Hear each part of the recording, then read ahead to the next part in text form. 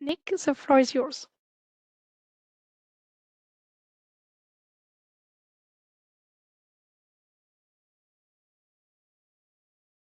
You need to unmute to introduce Matti.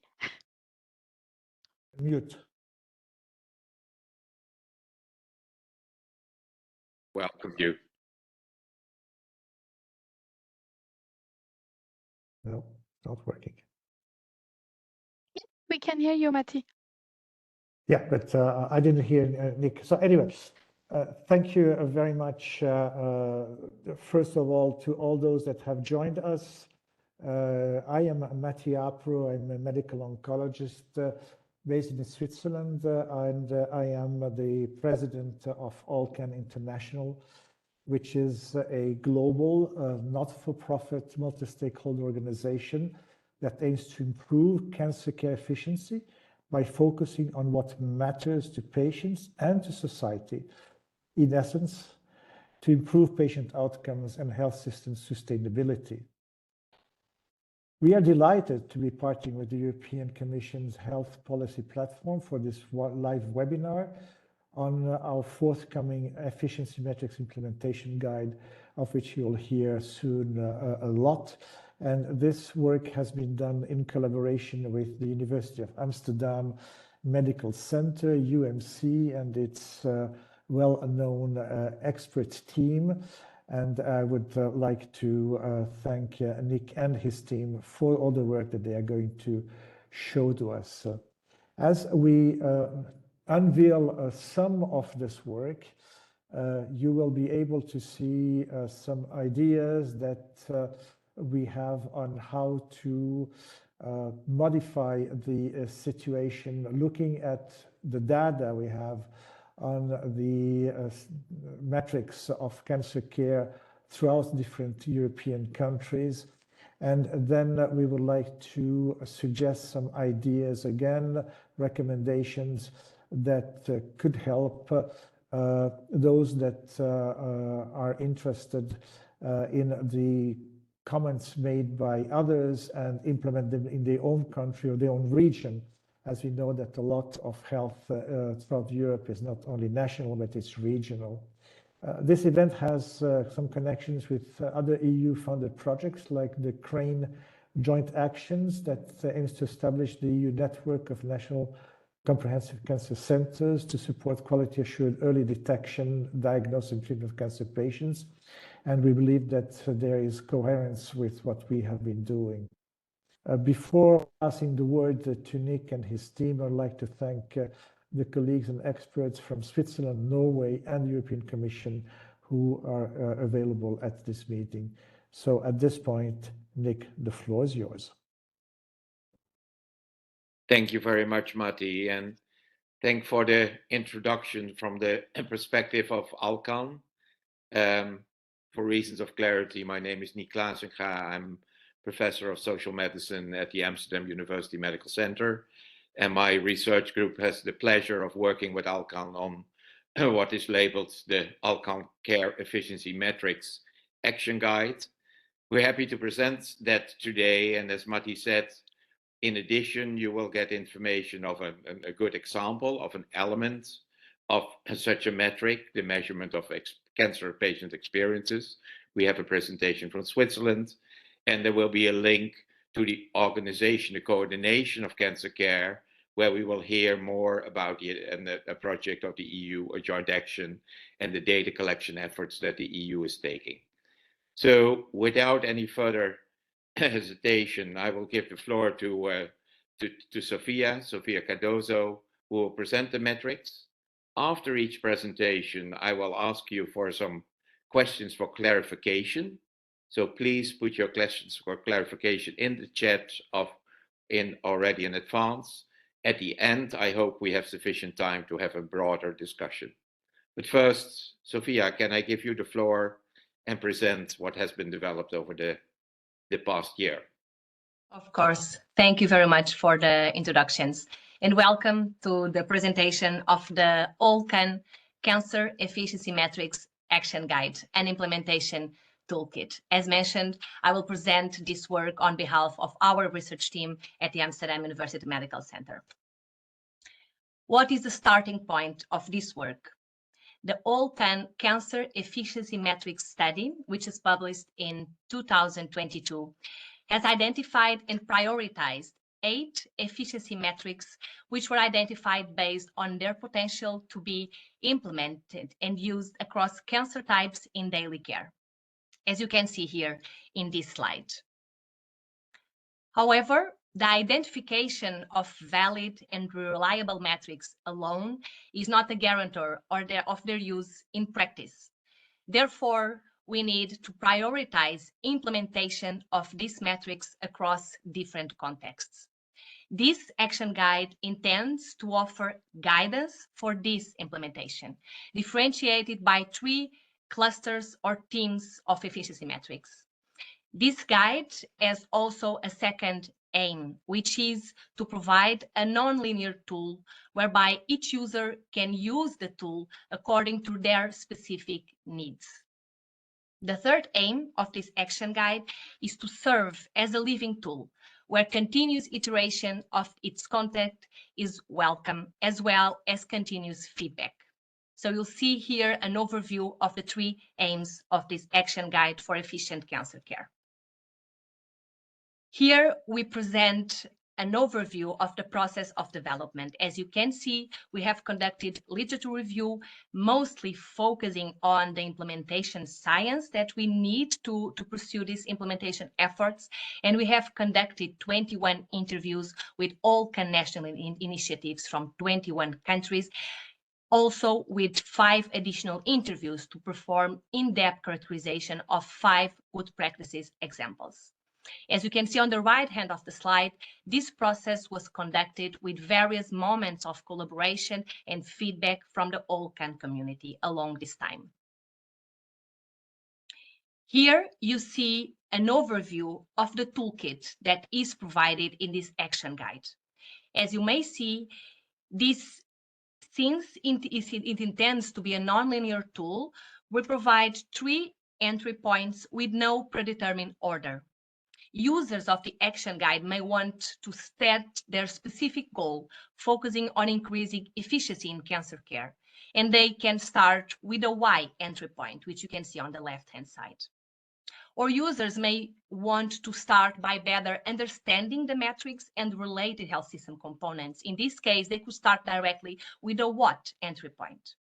And below you see the third entry point of this action guide, the How. In this section, users wishing to implement efficiency metrics in their specific context will find a step-by-step guide. So we will find 3 entry points, the why, the what, and the how. And in addition, on the right-hand side of the slide, you will see additional resources that are also part of this toolkit, where users can click and have direct links to additional resources.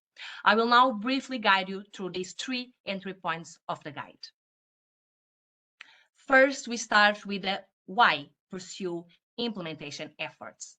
Efficiency is a key policy option to strengthen health systems and its resilience to crisis. In this case, in this guide, we have operationalized the definition of efficiency across the All-Can community, which is care that delivers the best possible outcomes, using the resources available with a focus on what really matters to patients and society. In the second entry point of this action guide, starting from the 8 efficiency metrics that I started presenting, we were able to identify common themes, which enabled us to group these metrics in 3 clusters, which you can see on the right hand of the slide: timeliness of care, coordination of care, and patient-centeredness. These clusters are considered as entry points for improving efficiency across health systems. In the what, in this section of the action guide, you will find a conceptualization of these specific clusters and the related health systems components. The how is the third entry point for the action guide. In this section, you will find a structured step-by-step guide to your specific efficiency path in cancer care to guide your implementation efforts. In this roadmap, we provide 5 different steps in this section. First, starting with a clear and importantly, a shared goal amongst all stakeholders involved in the cancer ecosystem in your setting. Secondly, we provide a preparedness checklist of your specific health system. What does this mean? For each of the clusters that I have presented, timeliness of care, coordination of care, and patient-centeredness, we provide sets of guiding questions. And these guiding questions are organized in 3 different levels. The basic preconditions, which are the basic requirements to build upon in each of the health system components. Then you will find the intermediate preconditions, the more sophisticated requirements. And then the advanced preconditions, which are considered the desired level of health system preparedness.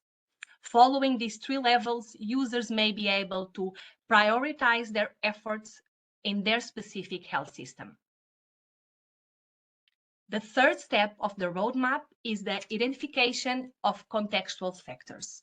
Drawing from the 21 interviews with the 21 national initiatives from OLCAN, we have identified facilitators and barriers related to each of the clusters. These facilitators and barriers were organized according to an implementation framework called ICON, Implementation in Context. And they relate to macro or policy, the policy level of the health system. So I will now present you the most relevant contextual factors that were identified in each of the clusters in a brief manner. Starting with timeliness of care. We found that regulatory and political issues are key to implementation efforts focusing on timeliness of care metrics. In specific, the implementation of standardized cancer care pathways and the implementation, development, and update of long-term national strategic documents.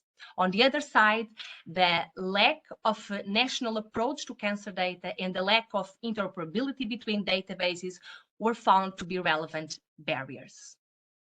What about the second cluster, coordination of care? We found that regulatory issues are key to implementation efforts, focusing on coordination of care.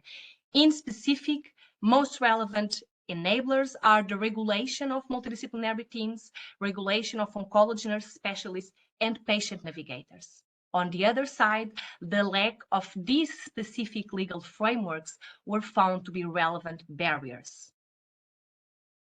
Third cluster. In this case, we found that community and political influences are key to implementation efforts focused on patient-centeredness in this specific case for cancer care. The most relevant enablers identified were political will, advocacy efforts, and the use of standardized tools. On the other hand, the lack of a national approach to systematic data collection of patient-reported measures was found to be a relevant barrier.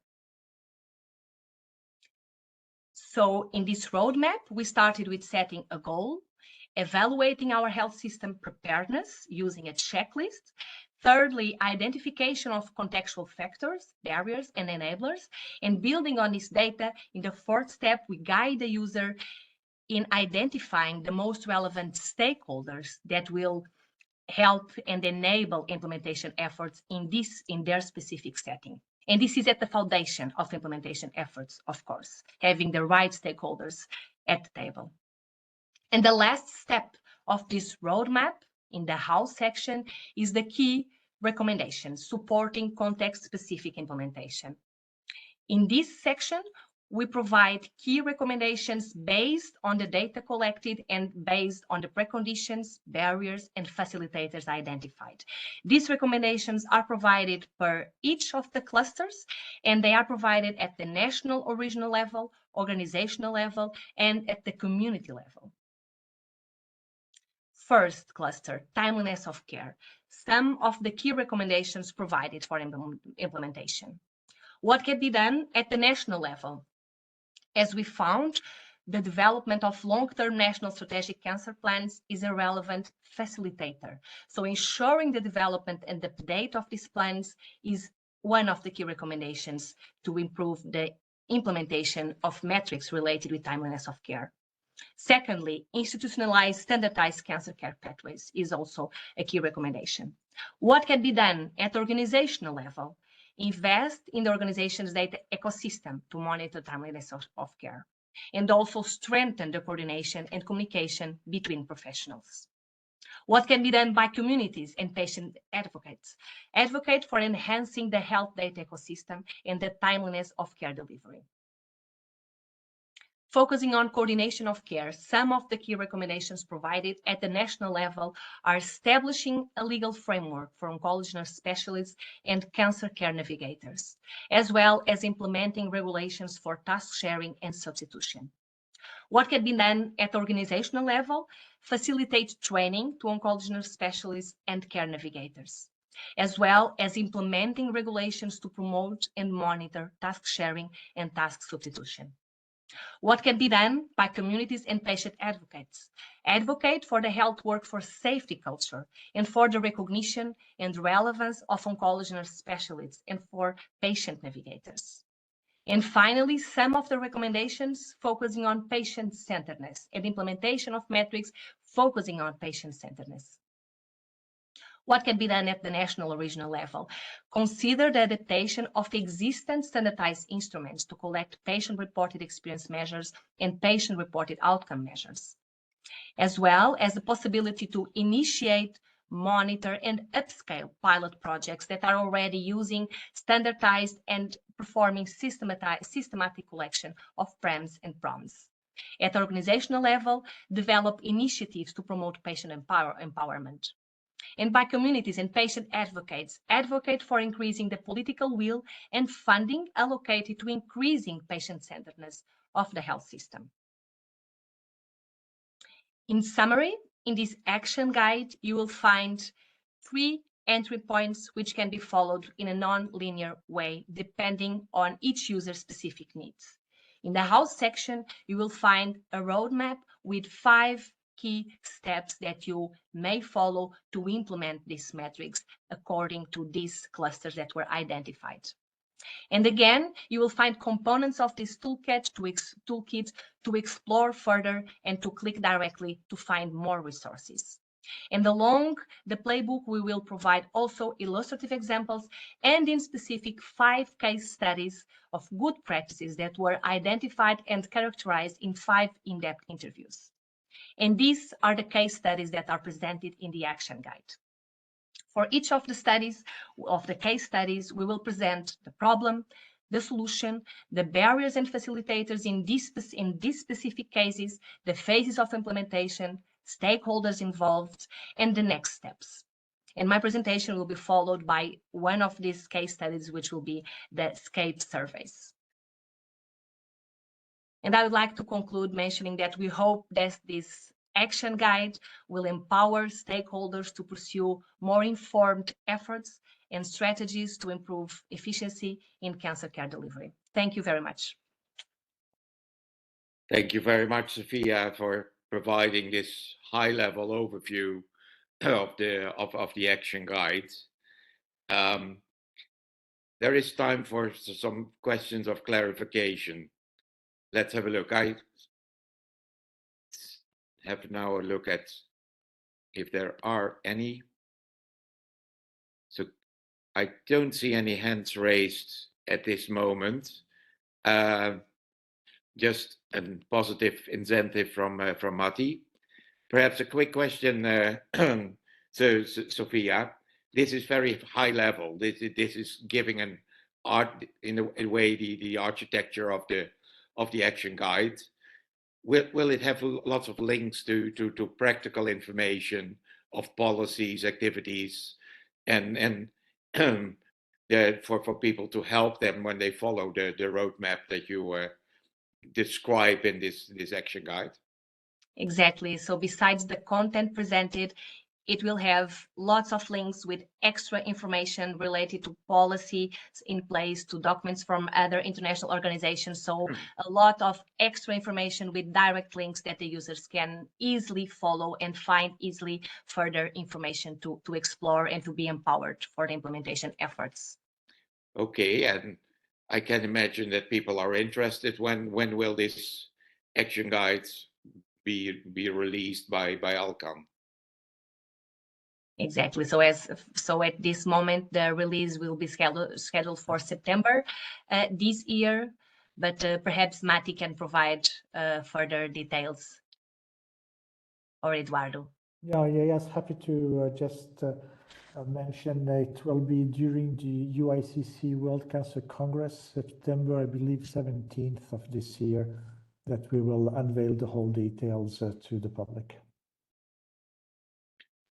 Perfect.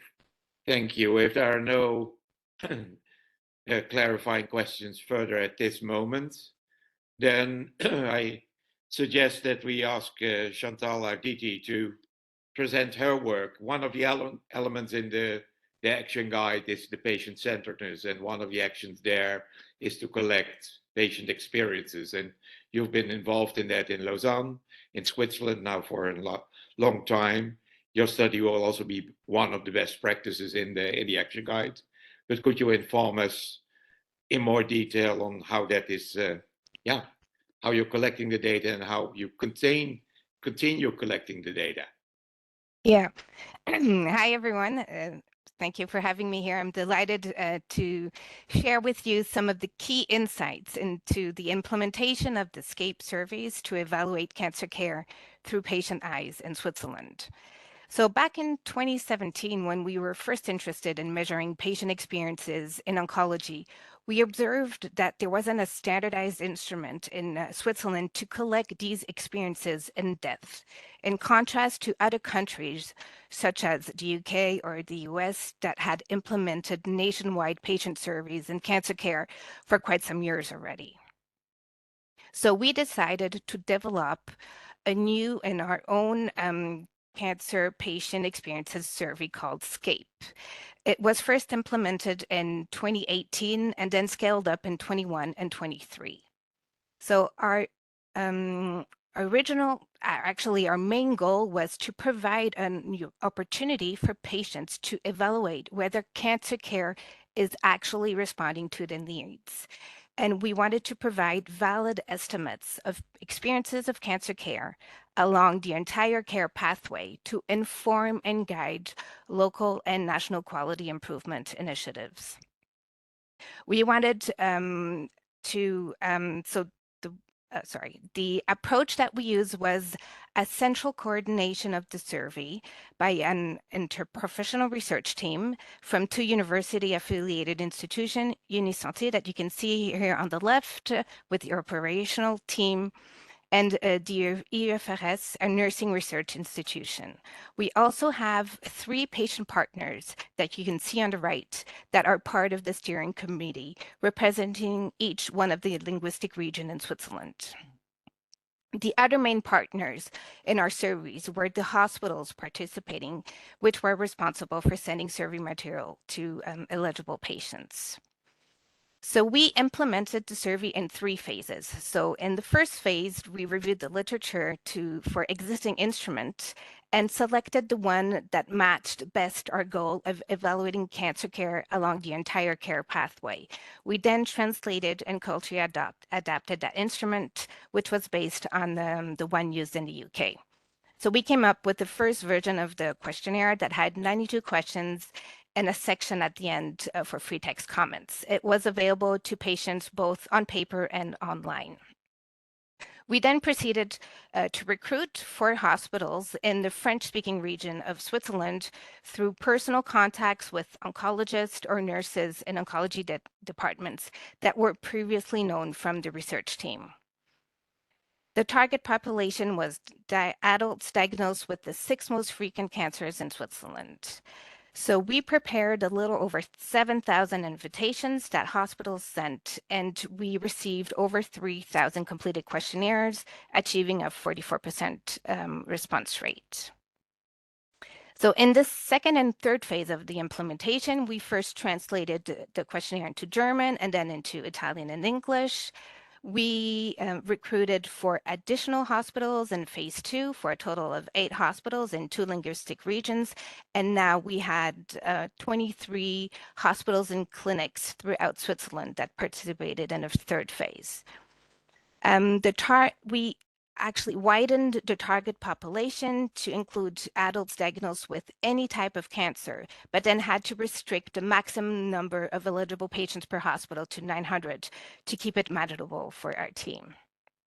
So in phase 2, we prepared almost 7,000 invitations, and in phase 3, we scaled up to almost 17,000 invitations and achieving almost 50% response rates in the 2 phases. So this was a very brief presentation of the implementation process of our SCAPE surveys, and I now want to share with you some of the key facilitators to our projects. So the first one is having a funding opportunity from the Swiss Cancer Research Foundation that matched what we intended to do. So it enabled us to kickstart a project and scale it up in phase 2 with an additional funding from the ISREC Foundation. And then we obtained another funding for the phase 3 from the Federal Quality Commission that played again a major role in the success and adhesion of hospitals to the 3rd phase. We also identify patient and public involvement from the start of the survey as a strong facilitator. It enabled us to showcase our participatory approach and ensure that the whole process of the survey was aligned to what mattered to patients. So they were part of the steering committee, they co-designed survey material, they were contact persons for patients, and they were involved in the dissemination of results, for example, as co-author of scientific publications, showcasing the results on sharing the results on social media, and co-creating the results booklets for patients. We also identified that having a personal and institutional network already established was a facilitator, and especially for recruiting hospitals, as it helped professionals' willingness to trust us as partners and participate in our surveys. We also found that it was key to build and strengthen relationship with the healthcare professionals involved by providing quality work, respecting timeframes, and delivering milestones to ensure the continuous and repetitive participation. Providing feedback to hospitals with personalized reports with the ability to compare your hospital to other hospitals was another facilitator. The central coordination of the survey enabled us to reduce the burden for hospitals to a minimum and ensure that we could use actually the same instrument in all these different hospitals. And finally, the recent legal obligations for care providers in Switzerland to develop and measure quality facilitated adherence and participation of hospitals in the 3rd phase of the survey. So now on to the barriers and challenges. There were many, but I will only mention 6 today. So the first one is relying on paper-based survey material, which makes this survey quite costly and time-consuming. Unfortunately, there's no easy solution to this, as digital-only surveys you can't achieve a 50% response rate. Another one is that in Switzerland, researchers, we can't access patient data. So it makes the process of inviting patients more complicated and totally reliant on professionals in the hospitals. So we highly depend on their motivation to participate, and it's harder for us to control the quality of the process.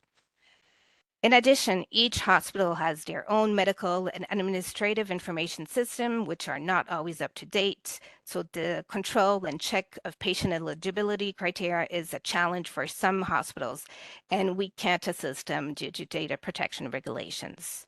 In addition, in Switzerland, we have a very decentralized healthcare system, with each of the 26 cantons having their own cantonal health law, making it quite hard to implement any nationwide project, in addition to the cultural and language diversity in Switzerland. So in conclusion, I wanted to underscore the importance of collecting patient insights in a systematic manner to gather valid estimates of the quality of cancer care as perceived by patients, to identify both strong and less strong aspects of cancer care that can guide and encourage local quality improvement initiatives, and ultimately to improve cancer care for all. My last piece of advice is to be perseverant in your endeavors and as well as flexible and creative, and you will succeed. So if you have any questions or want further information, you can go on our study website that you can see here, or you can send me an email and I'll be happy to answer you. Thank you. Thank you very much, Chantal, for being perseverant and then being able to show what you're doing in Switzerland. I know we have little time. I don't see any people raising their hands for clarifying. I had a quick question. You saw patient-centeredness is one of the domains also in the action guide, but your information is also a source to get information about the timeliness of cancer care and the coordination of cancer care. Yes. Are those questions embedded in the survey that you're using? So would it help you to get an idea of how timely on the metrics or how coordinated is the cancer care in Switzerland? Yes, we do have questions about how long patients had to wait to see an oncologist or a doctor, and if care was well organized from their point of view. So we also can use some information from these patient-reported measures to also inform different aspects of the quality of care, not only patient-centeredness. Perfect, thank you. Then I propose we continue with the next two presentations from the perspective of the EU. So we first have a presentation by Per Magnus Mahle, who will address in a way the aspect of coordination by informing us about the joint action for the comprehensive cancer centers that's going on. And then we have a presentation by Alice Pechana from DG Santé, who will also reflect on the efforts that DG Santé is making in basically working on the landscape of cancer data and to get the type of data that we would like to have to fill the metrics that we started out with in the first place. But first, Per Magnus, you're participating from Oslo, and yeah, happy to hear your view on how the EU is paving the way for efficient cancer care. And you can see my presentation? And I can see your presentation. That's yes. fine. Please Thank you.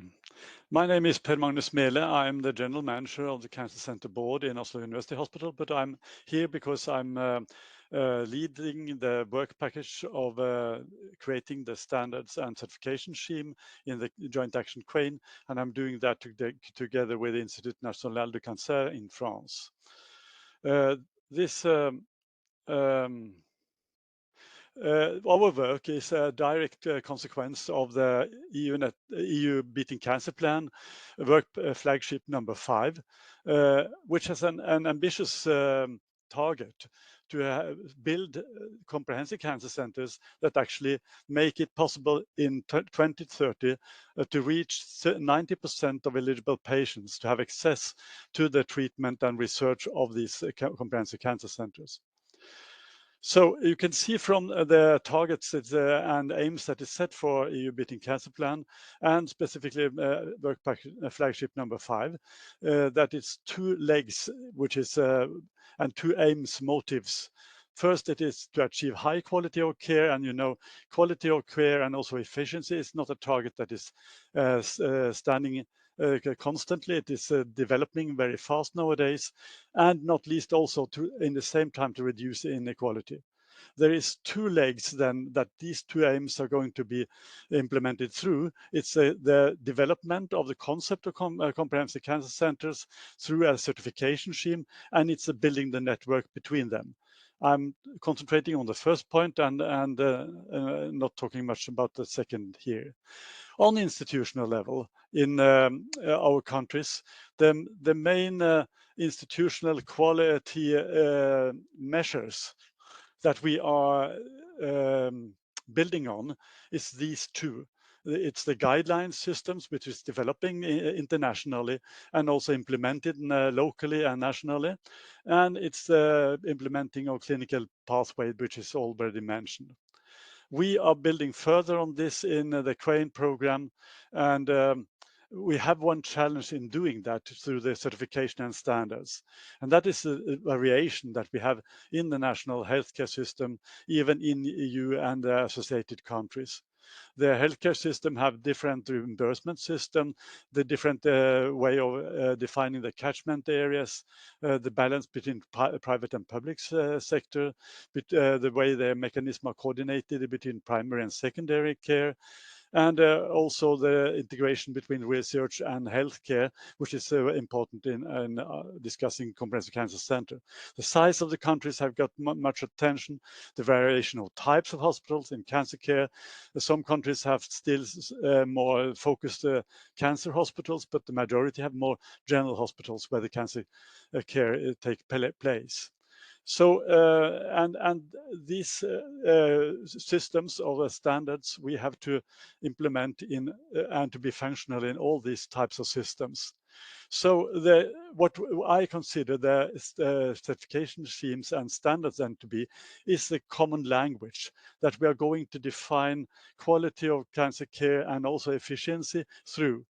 And it's then creating the identity and these communication tools that we also are going to work through when we are building this network of comprehensive cancer centers in Europe. And therefore it will be the core platform for the establishment of the next phase of our joint actions with establishing the EUNet CCC project starting this autumn.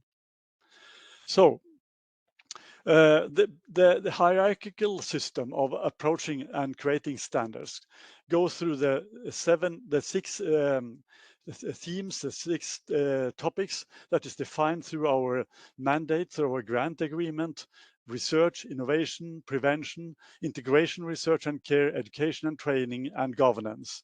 In addition, to make this complete, we have added care. So these are the 7 areas we are working on and will deliver our proposals for in September. We have then defined this into chapters on each of the areas, and in these chapters they have then the structure we saw on criteria and standards on each of them. And when we define and understand a criterion, the criterions are considered as a general ambition that is supposed to be fulfilled to be a CCC. But these cannot be measured or assessed directly. So to be assessed whether such an ambition is reached, it most often need to be supplemented with a more specific statement.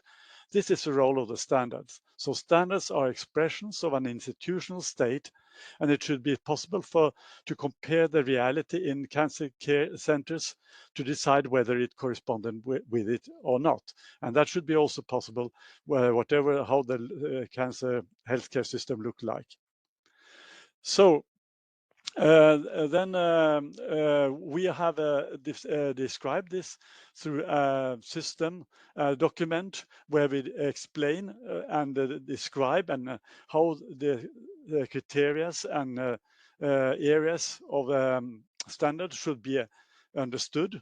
And that is both because we think that they have to be connected to the total perspective of this certification scheme, and because it's important to understand in a similar way how it should be operationalized. And this is how it looks like. An example when we have the criterion of EU's cancer comprehensive cancer should conduct bench to bedside research. And then you have that is a criteria, and then you have example of 2 other standards under that criteria. We have also totally this end adds up to close to 290 standards, and from these 50 are defined as core standards, and they are defined by being necessary requirements, given specific attention, being better documented and focused in the peer review process, and also giving higher attention in an improvement plan.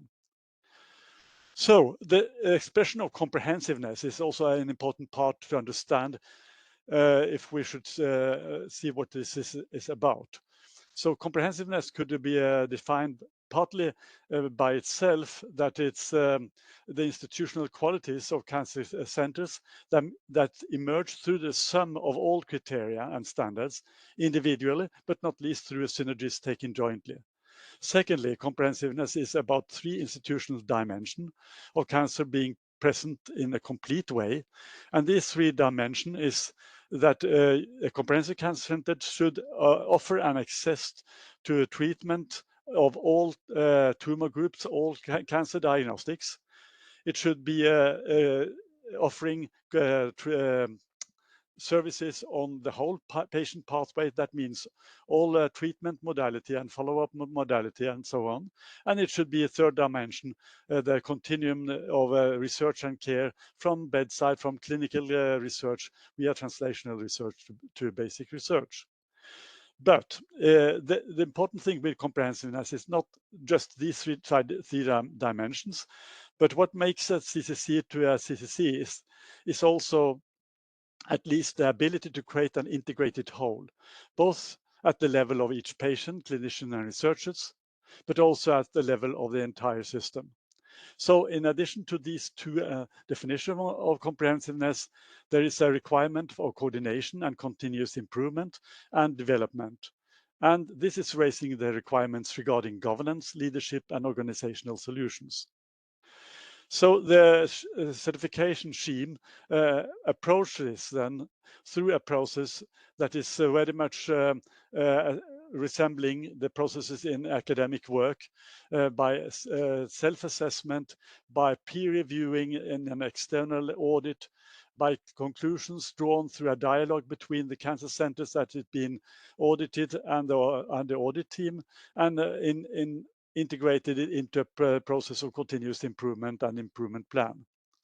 In addition, for the audit process, in addition to the self-assessment and the 290 standards, we also require that some mandatory documents and information should be present.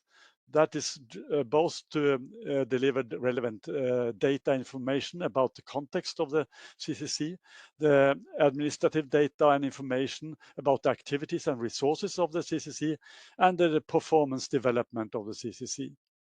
So the strategy of a comprehensive cancer center is an important framing, and it's one of the core standards also for being a CCC. And this is just the main picture summarizing the cancer strategy for my own cancer center in Oslo, developed as a part of our last reaccreditation last year.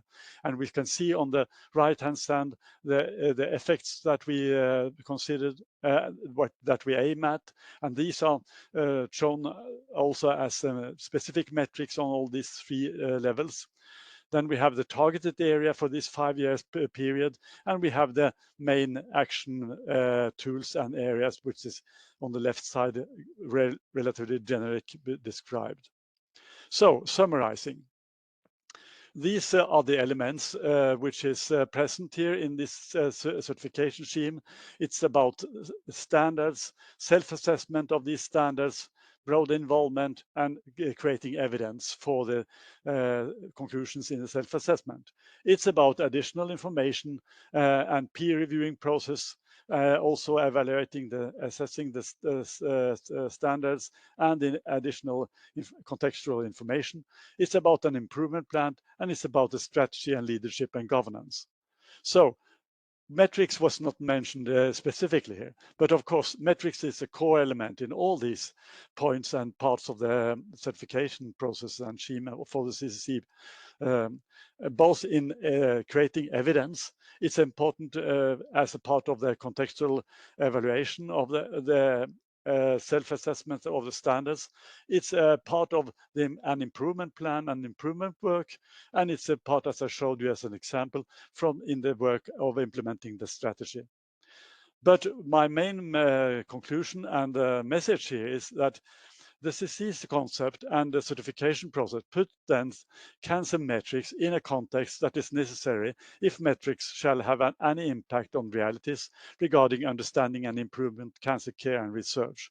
And based on this, I very warmly welcome a collaboration with OLCAN. I think I can say that on behalf of the coordination team of the UNIT CCC Joint Action Program when we are working on that from the autumn. Thank you very much. Thank you very much, Per Magnus, and then for a comprehensive overview of comprehensive cancer centers, the need for centralization, but also the importance of the metrics there. To complement your presentation, I would like to ask Alicia to present her part, and especially how the data collection would feed the metrics necessary to evaluate integrated cancer care delivery in Europe.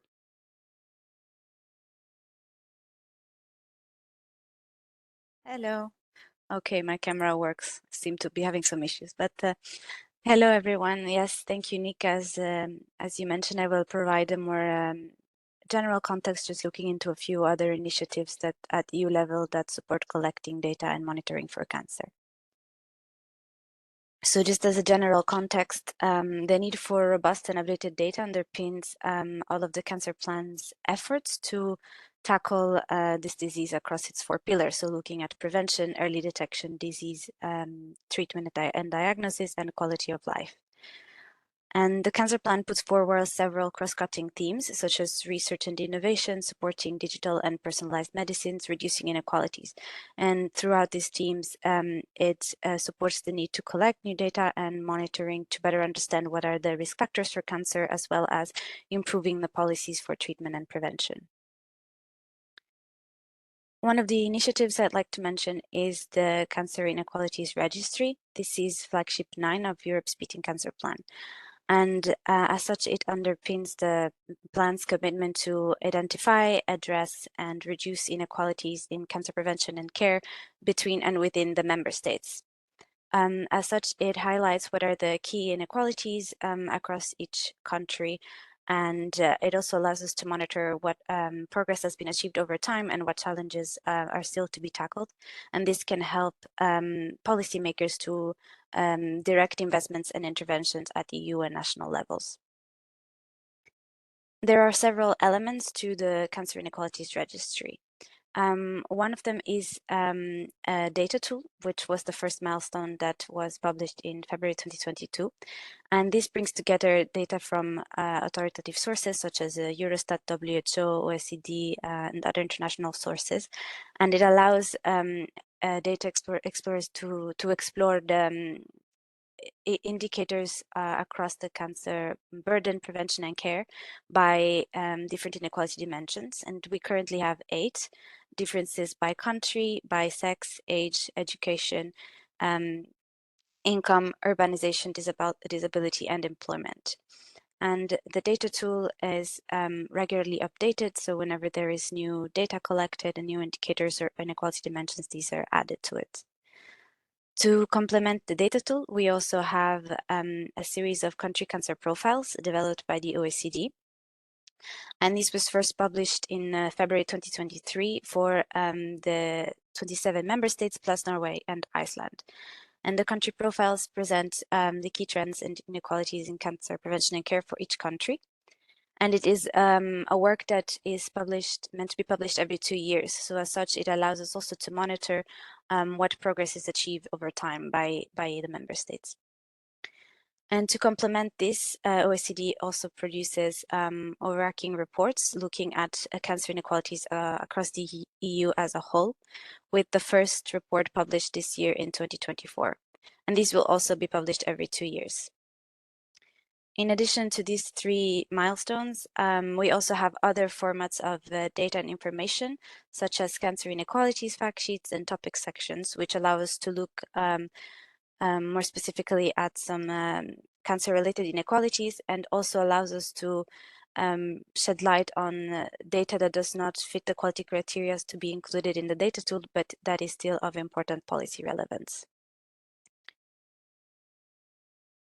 I just want to zoom in on the country cancer profiles because this is the next big milestone that we are currently working on. And as mentioned, they will be published in February 2025. And just to show you that the profiles also look specifically at a section on cancer care performance, looking at accessibility, quality of care, costs, and well-being and quality of life. And it highlights some important data at national levels, looking, for example, at policies and challenges in the medical workforce, and availability of equipment, availability of oncology medicines, looking at any progress in survival and patient experience, as well as policies in cancer care organization for each country. And so these are all elements that we will be able to also look at changes and improvements over time with each series of country profiles. Another area I'd like to mention is quality of life, because this is an area that we currently lack comprehensive and comparable data across the EU. And as such, there are two projects that aim to address this. One of them is a study on quality of life for cancer patients and survivors under the EU for Health Work Programme 2023. And this study is currently ongoing evaluation procedure, as the call for tender was launched in December 2023.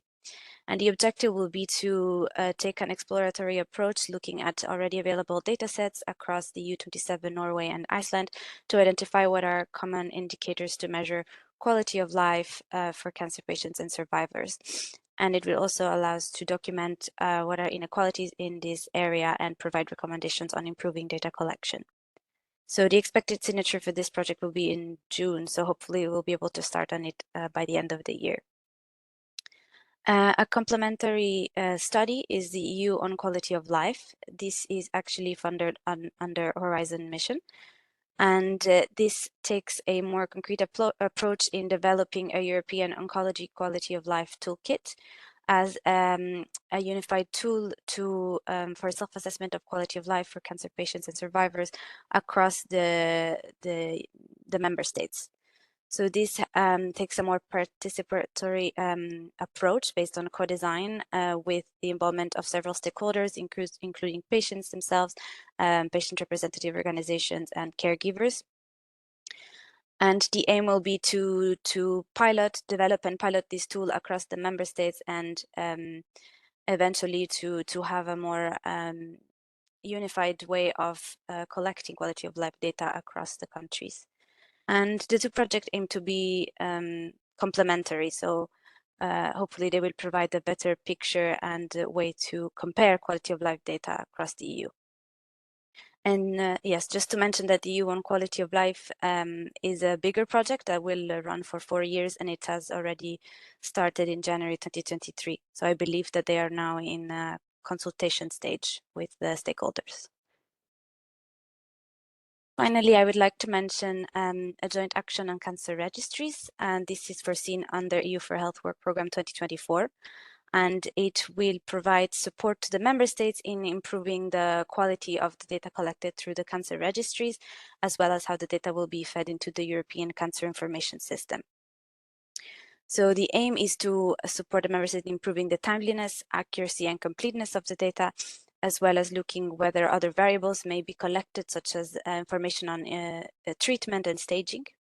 And it will also support them in strengthening the approach through which the data is fed into the European Cancer Information System, as well as improving the timeliness at which the indicators on incidence and mortality are derived, as well as deriving new better estimates for survival and prevalence. And an additional item that the joint action will look at is interoperability of the data, particularly to define how it can better fit the criteria of the European health data space, so to improve secondary use of data for policy and research purposes in the future. And this joint action is currently at right at the beginning, so the expected publication for the call for the member states will be in June. So thank you for your attention. Let me know if you have any questions. Thank you very much, Alicia, for this. with 2 minutes left, I realized that this webinar was really packed with with information, but it's also hopeful to see that there is synergy between the different approaches. So instead of now opening up discussion, I'm just summarizing some highlights.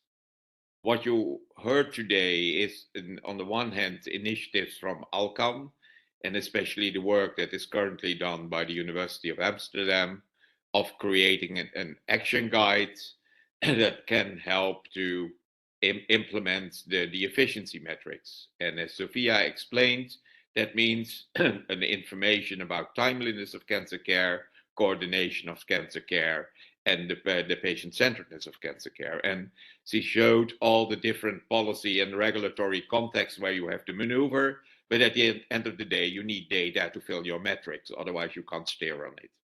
We heard a presentation from Switzerland, how they successfully have been collecting now systematically data on patient experiences, which can be one of the sources for learning about the timeliness, the way the experience wait times, but also the experience coordination of cancer care.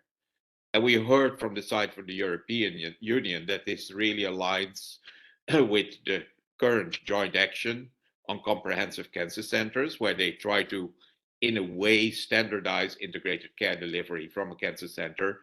And great to hear that there is willingness there to have a closer collaboration with Alcan to really make sure that you join forces.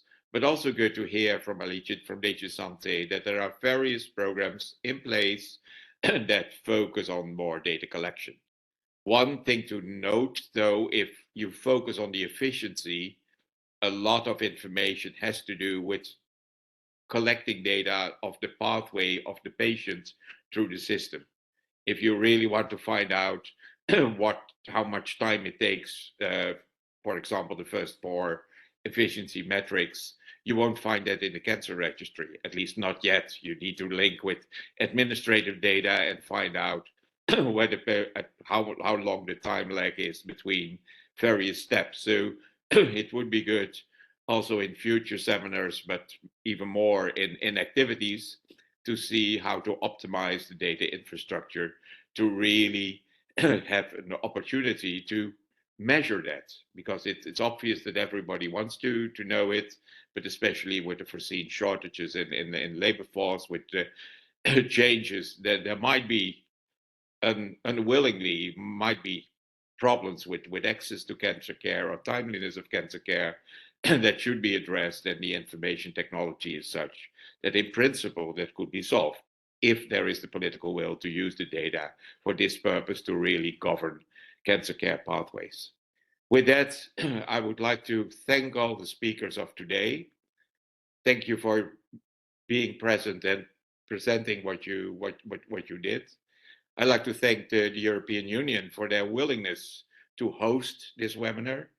I saw the long list of participants that today, around 60, and the questions. So I hope the information will spread. And for your information, the recording of this webinar will be available for the coming 10 days for everybody who wants to look at it again and just recall the discussion. That's it. I hope it was useful for all of you.